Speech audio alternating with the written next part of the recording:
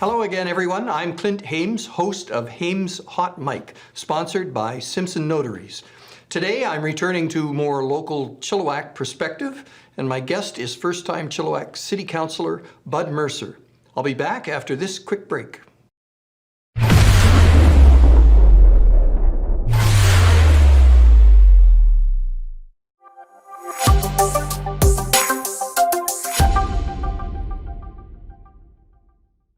Councillor Bud Mercer has been serving the Chilliwack community as a councillor since November 2018. Now retired, Councillor Mercer's RCMP career spanned 34 years and included the title of Assistant Commissioner with the RCMP and Chief Operating Officer for the Vancouver 2010 Winter Olympics. His extensive policing background includes municipal, provincial, federal, and in fact international work experience. You know, I first met Bud when he served as the officer in charge of the Chilliwack detachment, and I was the mayor, and so his transition to local government has been a fairly natural one. Councillor Mercer sits on a number of local government committees, including the Regional District Board, but I'd like to focus on a few areas today with Councillor Mercer. The Parks and Trails Committee that he chairs. We have an integrated community safety task force that Bud is a major force in. He's also sitting on a task force on inclusiveness, diversity, and accessibility. And I'd like to get some thoughts on that, as well as his role on the design review panel, and maybe talk a little bit about those. But before we get to those, Bud, how are you settling in with your role as a councillor? It's been a couple of years, so I guess you should be right in there. But what's been the easy part, and what's been the more difficult part? Well, thanks for that, Clint. Yeah, it has been 2 years now. I was just thinking that it's actually been, I guess, a little bit over 2 years. It's been exciting. The learning curve in the beginning, I don't mind saying, was straight up. I came in with a lot of robust, aggressive ideas. So part of my journey has been a little bit humbling as I realized how big the city is and how hard sometimes it is to get things done. Not necessarily because of us at the city, but because of the partners. I'll use things like Promontory Road and Evans Road, for example. When I came in, that was the first questions out of my mouth to Mr. Monteith, our CAO, is how come it's taking so long? And I quickly got a lesson on the number of partners that are involved, from BC Hydro to Fortis to gas to telephone to Shaw, and all the partners that had to come together, and what some of the delays looked like and what some of the challenges are. So a little bit humbling at times, but it's been very enjoyable. I love the team. We kid each other mercilessly. We don't agree on everything, nor should we, but we're all respectful and we all get along, and it makes coming to work easy and fun. Yeah, I think that's one of the things I notice, and I pay attention to what goes on at City Council maybe as much or more than most folks. And what I see from this group is a group that doesn't always agree, but finds ways to work together. So it's always done in a very good way. I think for me, one of the things that I was particularly enthusiastic about you being on City Council was bringing the background that you do in public safety. Can you just talk a little bit about, this isn't a campaign speech, but a little bit about what brought you to the City Council table, what you were doing before that, and why this was something you really wanted to do? You know, as you know, Clint, because you and I are close, I did spend 35 years with the RCMP, and after the Olympics I went on to the public sector side, and I was hired as the CEO of a large Canadian company in Ontario, but it was still, the company was still about in service to the country. I can't get too much into that, but I worked in one of the facilities in Ottawa. So 40 years for me of public service. And when I came back to Chilliwack, I had dreams of retiring, and I did, and that lasted for about a year. And I decided I wasn't ready for that. And it was an easy step for me to pursue more public safety, more public service, and actually that's how I ended up running for council. I looked at it as another way to serve without sounding corny, but I've been doing it for 40 years, and it seemed to me to be an easy fit if I was successful. Yeah. So I had a lot of help around me when I ran for council, and happy and excited that I was successful. I think what speaks to people who are successful at running for council is their service on council tends to be more of an extension of their lives prior to being on council, and those types of folks seem to fit in really well. I want to talk about the public safety aspect of the role that you're playing on council. I think as I watched the campaign unfold, people were quite, I think, interested in what you would bring to council, because I think in my memory, be the first person in a long time who had a background in public safety that was going to serve on council. So one of the things the mayor did was to create a task force to look at public safety in general terms. Can you talk about that task force? I know it's getting very close to reporting outcomes to the community, but can you talk just a little bit about the outcome, or the process that committee has gone through for the last year or so? Yeah, absolutely. You know, I'll start at the beginning and maybe one of the reasons for the task force. It's never been lost on me, no matter where I've worked in North America or the world, frankly, that when things go sideways and some part of society or some part of government fails, it ends up being a police problem. Often the police get beat up, sometimes with reason, but respectfully more often than not without reason, for things that police have no responsibility for. And I was starting to see that happen in Chilliwack, where, you know, some of the numbers in my discussions with the senior leadership of the RCMP is that somewhere around 60% I heard at one time, 65% I heard at another time, of the calls that they receive for service. And let's not forget that these are police officers being paid for by the taxpayers who live in Chilliwack. But about 65% of the calls that they attend aren't really police calls. They're around addiction, they're around mental health, they're around other issues that perhaps, damage in the backcountry.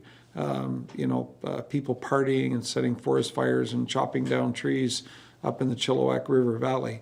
And all of these things, while the police don't complain about attending, when you look at them, they're not really a police responsibility. And what that means is there's some other level of government or bureaucracy that's failing, that's caused it to be a police problem. So the question is, what difference does that make? Well, I always look at policing as you get what you pay for. And if you want a police force that's going to chase around and do everything that everybody wants them to do, including things that other levels of government are responsible for, they're going to do it. But what that does is it takes away from sometimes takes away from the things that are important to the community. The school liaison, the interaction between police officers and children, police walking the beat and talking to store owners. When they have everything else to do, there's no time to do that stuff. And that stuff is so important when it comes to community policing. So the purpose of the task force was to look at what's keeping Chilliwack from being, and if you're old enough and I say the town Mayberry, what's keeping our town from being Mayberry, where you can walk outside and not even lock your doors? And I know that's pie in the sky, but what's keeping us from being the safest community in the province of BC?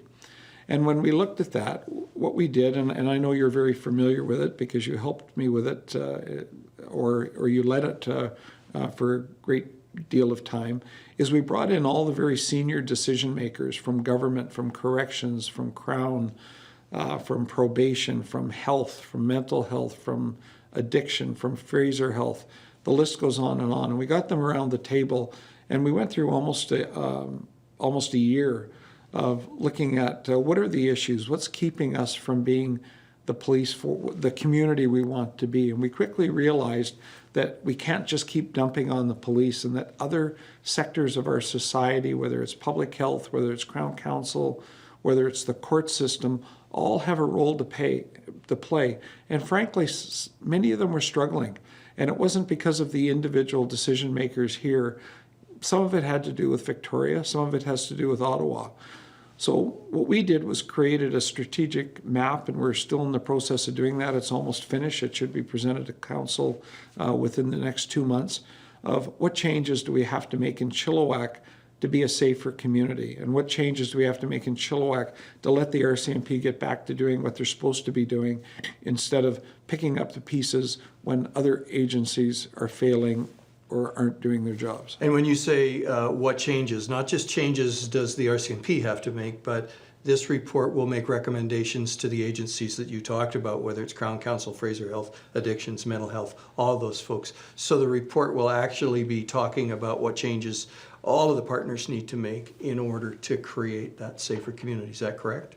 That's correct. And it's also fair to say that what we did learn is a lot of the agencies are actually doing a really good job.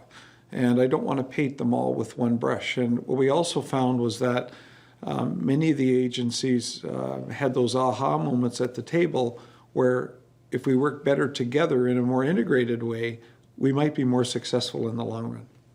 And so you're suggesting that sometime in the next couple of months, will the public get a chance to see those documents yet? Or what's the timetable for kind of a public release of the recommendations in that report?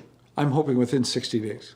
That's great. So I know that I get asked about that, as you mentioned, is part of something that I've been doing as my community service is helping out with that process. And I know I get asked all the time, what's happening. So, but that's just part of your portfolio in terms of public safety. There's also something that's been created for many years now called the Public Safety Advisory Committee.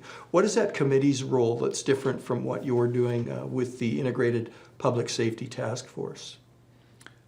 Well, the Public Safety Task Force is a standing committee of the City of Chilliwack and City Council, and I co-chair that committee with Chilliwack's own well-known Councillor Jason Lum. Him and I co-chair that committee. That committee is representative of all of our stakeholders in the city that have roles to play within the public safety sphere, maybe is a good way to say it. For example, there'd be the person that's in charge of security for the school district. There's the head of the BIA. There's a First Nations representative. The police are on it. The list goes on and on. And what that committee does is we meet monthly. Everybody presents on what the issues they are that they're experiencing over the last month and the things that are happening. And then that committee works together, helping each other to come to resolution. By way of example, you may get the school that'll report on an increased amount of vandalism around the schools at night, having too many parties in the back and the evidence of alcohol and beer bottles in the morning, broken windows. And it's easy to say, well, that's a police problem. But what happens at those meetings is the other agencies step forward and say, this is what I can do. This is what I can do. This is what I can do. And during those meetings, it's surprising and so cool to watch that strategies are actually made around the table to help the individual who brought it up on part of their establishment or the area that they work in. And really, that's what that committee does, and it actually does it quite well. Now, is traffic safety a part of that work of that committee as well? So looking at places in the community where traffic may be an issue or creating unsafe conditions, how is that handled through that committee? Yeah, so there's another great example. I was just conscious of time. ICBC sits at the table. The police will come up with a problem, or a community member will come up with an incident of trouble up here in the Ryder Lake area. The ICBC will step in and say, well, this is something we can do, and the RCMP will say, well, let us know when you start that or when the first meeting is. We'd like to attend. Our community, the police community board, I forget the right word of it, it slips me for a minute, that handles speed watch, and they'll pipe up and say, well, let us know in that meeting, maybe we can do something as well. So it's really a collegial, collaborative, almost like a support mechanism for public safety issues. I think it's one of the best committees that the community has for people that are rolling up their sleeves and working together to solve problems. It's a real good example of community development. So you're developing the capacity within the community to solve its own problems, not just having, in the olden days, a group of councillors sitting around and saying, okay, we're now the Public Safety Committee. what should we work on, you actually have members of the community, members of those partner organizations as well. So I think that's a fabulous way to get I think work there's done. far better solutions come from the community than a group of councillors sitting around. I don't mind saying. Absolutely. Now, another thing that you've been working on, and I know because, as you mentioned, we've known each other a long time, I know something that you're very passionate about is parks and trails in the community and making sure that we have a wide option of those things in our community. What's new and exciting in that realm that you've been working on with the Parks and Trails Committee? First of all, that is the most exciting committee that the city has. Of course it I is. have to hold on to that for dear life, and the expression, when your fists are bleeding, use your elbows. So I'll fight to the death to keep that committee. That is a committee of volunteers who spend weekends climbing up hillsides with axes and shovels and making trails. They're the most energetic, giving, physically giving group of individuals that this city has. I'm absolutely proud and delighted to be chairing that committee, and my co-chair is, again, one of my best friends on council, Jason Lum. And it's a thing to behold for people that ever want to tune in to a public meeting. When I ran for election, people probably got tired of hearing me talk about the need for the continued park and trail space. And I use the example that when your kids come home at night stinky and needing a bath, it should be because they've been playing hard outside in a park, not sitting in front of a TV playing video games. And the more we can do as a city to encourage that healthy lifestyle in our young people, the better city and the healthier city will be. We've done so much, just to focus on the last few months, we opened up the pump track down by the curling rink.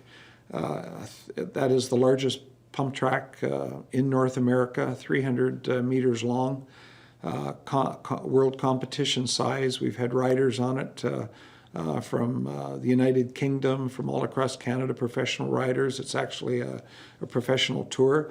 But now that we have it open, it's packed. Kids are loving it. We're starting to get lobbied to open one on the south side of town. It's 300 meters long of fun, of tunnels and hills, and kids are just rocketing around it on scooters and on bikes. We even had to restrict very recently up till noon every day, Monday to Friday, just for kids under 10, to give the real youngsters an opportunity to use all of the track and experience it. And it's been nothing but incredible feedback. I was by there the other day just doing something else, but I thought, I want to go over and have a look and see how that's going. And I couldn't even get my car close to it because of the number of people that were using it. It wasn't even that nice a day. But it's great when you have a project like that and you think, gosh, I hope this works, and it does. So congratulations on that one. It's a great one. And one of the other strategies we have is about making sure that all of our parks are inclusive for all people that want to use the parks. Young kids that might have a certain physical disability, and specialized equipment might be needed on parks. And we're committed to make sure every park in every neighborhood. I heard stories. I actually got a letter from a lady thanking our operations department when she called in to say that she had a son, I believe, with a certain physical disability, and the actual equipment in the park wasn't designed for her child who had a specific disability. And she was thanking us because 48 hours after her phone call, one of the equipment pieces was swapped out for something that her child could use. So, what we've done on the committee, recommended to council, and council's approved it, is that each and every one of our parks will be accessible to children of all abilities. And we've actually now done a hard inspection of all of them to make sure that we're living up to that promise. We've opened up parks up in Promontory, which is 100% inclusive of kids with every disability up at the Promontory School. We're in the process now of swapping out equipment on any number of parks across the city and modernizing it and bringing it up to speed. We use a set of consultants that deal with this kind of business, and it's been a home run for the city. I think that's great news, especially for I know kids with disabilities, because sometimes there have been issues around accessibility. And I want to talk about accessibility and diversity because that's another committee that you've been working hard on. But we're just going to take a quick break, and we'll be back with Councillor Bud Mercer after this message.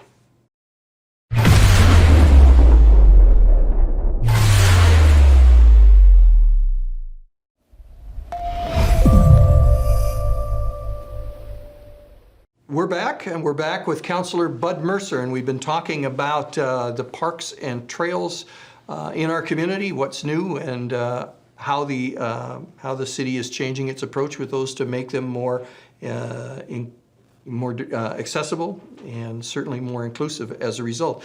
But that's one of the task forces that you're working on right now is a Mayor's Task Force on Inclusivity, Diversity, and Accessibility. And it came out of a lot of discussions in the community about rainbow crosswalks as being a symbol that a community could use to say this is a safe and diverse community. But the council chose to say we're not going to go that way, we're going to go a different way. Can you talk about that decision?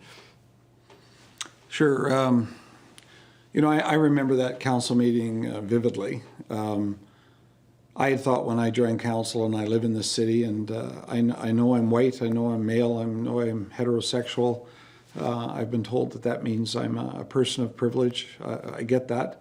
But I always thought we had a pretty good thing going in Chilliwack. But after that council meeting, I realized in my heart that we had a lot of work to do. I volunteered to the mayor, as did Mr. Lum and the mayor, and the three of us co-chair this diversity committee. We call it MTFIDA. It's Mayor's Task Force on Inclusivity, Diversity, and Accessibility. And we've worked with our partners who are on the committee that represent each of those initials, if you will. And we've tried to come up with a blueprint that, if implemented, Chilliwack would not only seem to be, but would be a community that celebrates diversity and accessibility and becomes a more inclusive and accessible community for all. That's another committee that's a task force, I guess it is, that's starting to wrap up. The strategy's been written. We have a couple more meetings, I think, before it'll make its final way through council, and then it'll become our blueprint to follow. I think it's, I've seen drafts of the document, they've been posted, and I'm very impressed with the fact that this is a document that will be overarching everything that the city does. It's not just talking about one particular aspect of diversity or inclusivity. It's saying from now on, everything the city does is going to have to be viewed through a lens that essentially says, is this inclusive? Are we including everybody when we make this decision? Does it respond to the diversity that's in our community? And is it accessible? Is that what's happening accessible to everybody? And I think that's a huge step. I'm not sure or aware of other communities that would be doing that. Was this some of the stuff drawn from other places, or was this a made in Chilliwack solution?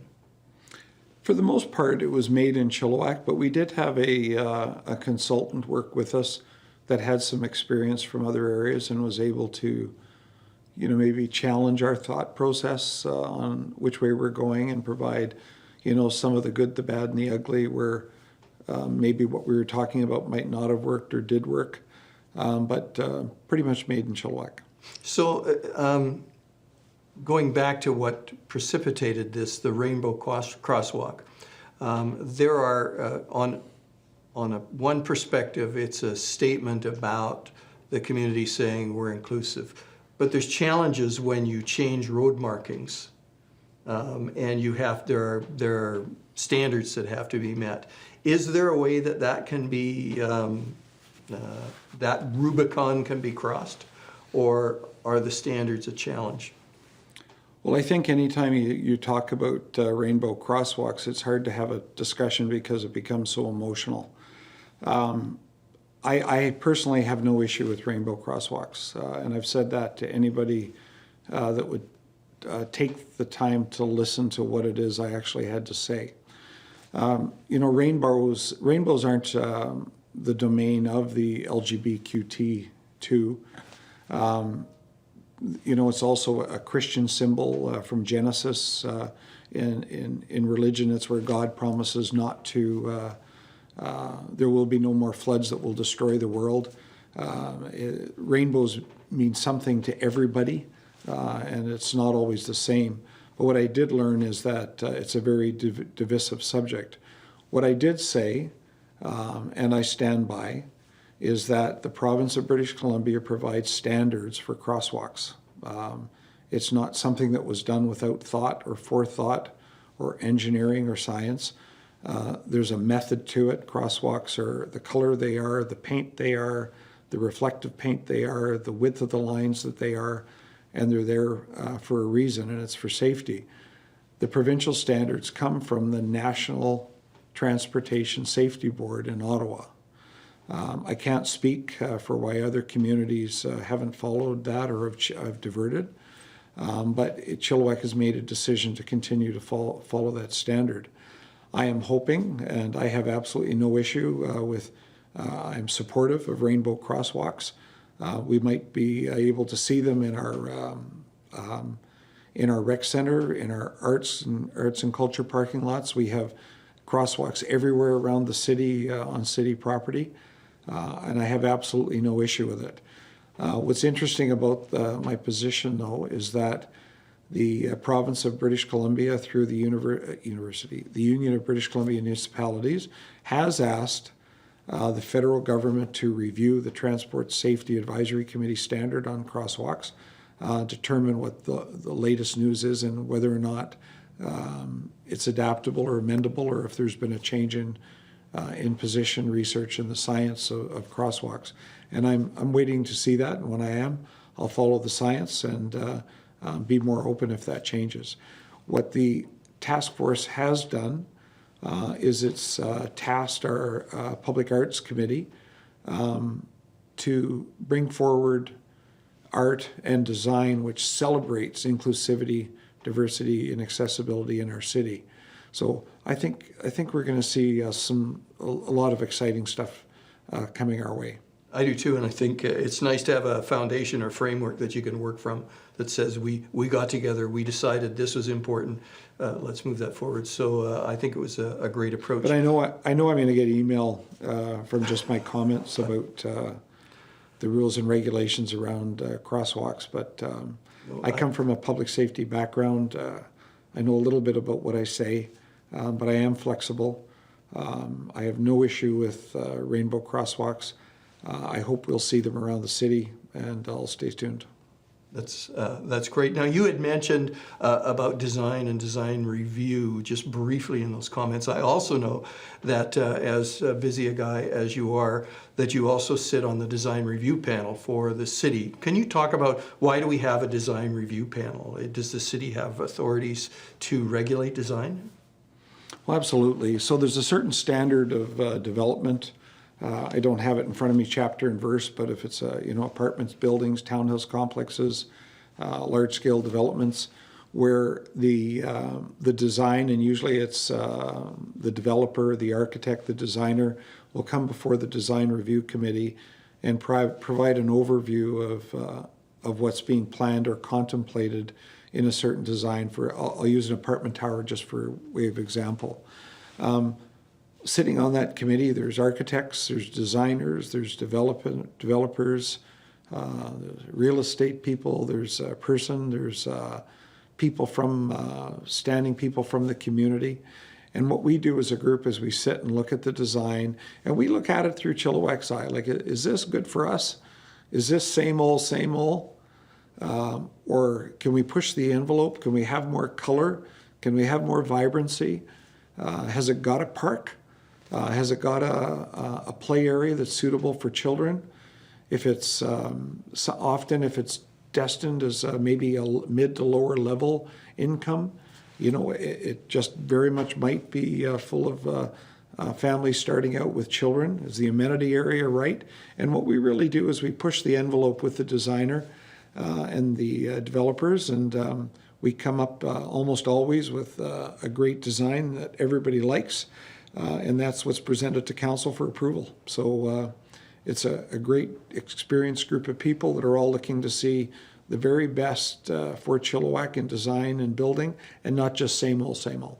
And, Well, that's great news for the community, because I think one of the things I heard sitting in the chair that you're currently sitting in, and this goes back a number of years, is that we need to pay more attention to the actual built form, the form and character of what we're building. And I knew in those days there were very few legislative tools that we had in order to make that happen. I'm pleased to see that that landscape is changing, and it's nice to know that you're using the same approach on that committee, which is involving people from the community and helping to make those decisions rather than sitting in isolation. So sounds like you've got a good handle on the job, and I'm glad that you're enjoying it. And I think our city is going to be much richer as a result. I'm sorry that that's all the time we have.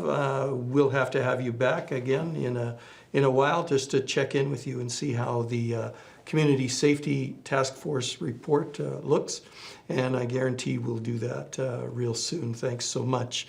My guest today has been Councillor Bud Mercer. Bud, thanks on behalf of the community for all your work, and thanks also to our sponsors, Simpson Notaries, and to you, our loyal and growing audience. Feel free to send us comments by email, and until the next time, thank you so much for watching. thank you.